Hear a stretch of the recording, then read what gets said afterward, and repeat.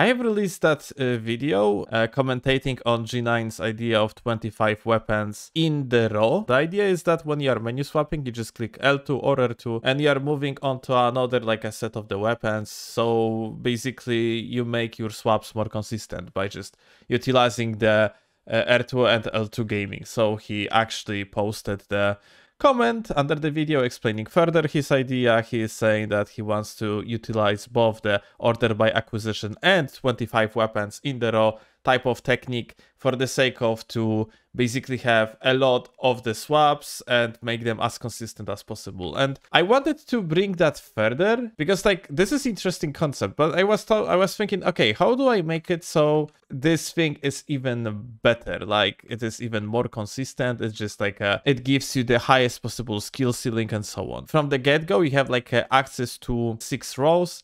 In every single row, you have like 5 weapons, yeah? Maybe perhaps the best way to potentially utilize the menu for the sake of to have as many options as possible. What if we would do something like that? For example, here I would put GS. We're simply gonna use it as abbreviation of Greatsword, yeah? Then up here we would put HTS. And overall, all around we would put like some sort of the useful weapons that we can utilize during our gameplay, yeah? Every single dot that you see here is essentially some sort of the useful weapon that has synergy with the GS.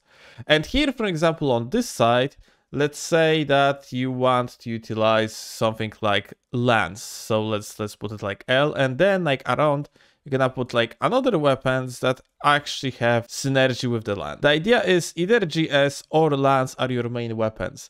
You have like 8 potential ways to swap to the different type of the weapons that basically you find useful, that have potentially some sort of the synergy with your lance, with your greatsword, and so on and so forth, yeah? So you have like a potentially from the GS and from the lance, you have possibility to swap in 8 different directions and have relatively short and fast swap to the weapons that essentially might support your main weapons, yeah? In this case, these two, yeah? Here we gonna write down the letter S, which is abbreviation for the shield. This row up here is for parrying. So essentially, my point is that, for example, you're using lance and you see that like your opponent is using currently some sort of the telegraphed running attack. So what you can do is you can click L2 for the sake to get from your lance with the L2 button to the shields immediately, accept, and because of that you're gonna have like a parry shield in the main hand, which allows you to parry. And now on the very bottom of on the very last row, you can have rapiers, for example, that have good like crit multiplier. When you are here on the top, you are going to hard swap to the shield, then you're gonna parry. When you are going to click D-pad button that is responsible for you to moving upwards, you're basically gonna go from this shield to this rapier, just with like D-pad up arrow key.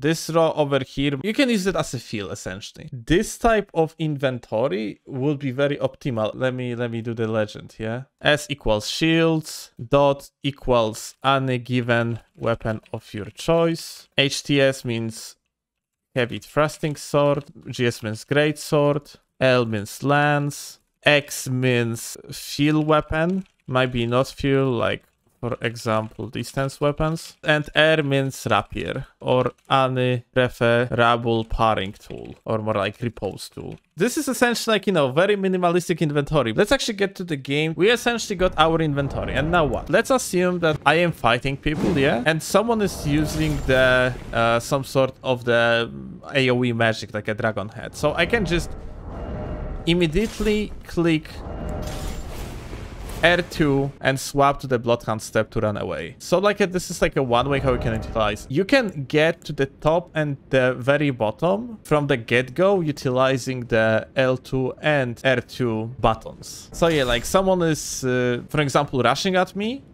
They are doing predictable running attacks. I swap, I parry, and I riposte with the rapier very, very quickly, essentially. I like this menu. It's well optimized, I would say. So yeah, this is pretty much only the beginning of the whole idea of how potentially that whole thing could be utilized and so on. At the given moment, the whole menu idea is, as I said, minimalistic, and it supports mostly strength builds, because you rather supposed to use the singular weapon, usually two-handing it for the sake of to take the max out of this menu, because essentially if you would be using power stanced weapons like you do very often on dexterity builds, then out of even my pure experience I can tell you that it does work, but not as optimally as on the strength build. I'm thinking to incorporate the 25 weapons in the raw type of the method that G9 brought to us as well. And I'm also thinking how to make it so you can loop this minimalistic menu of mine. So you could use the same repetitive scheme for like, for example, 20 main weapons on the one build or something like that, yeah? There is also the online tool called Nomen Omen Elden Ring inventory tool, and probably from now on I'm gonna use that one for the sake of to theory craft my inventories for the oncoming builds. Well, that's about it. Thanks a lot for watching and I see you later. Have a good one. Bye!